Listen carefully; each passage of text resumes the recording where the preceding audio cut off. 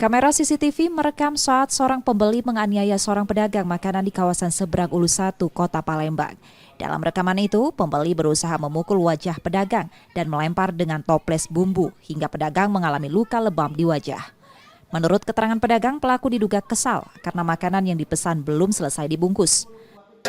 Cuman aku nanya level ke kasir, dia jawab cuma level 0 sambil nada tinggi. Dia aku cuma ngomong, ngapain nanya ke aku? Dia ngomong, apa ini tak tahu deh.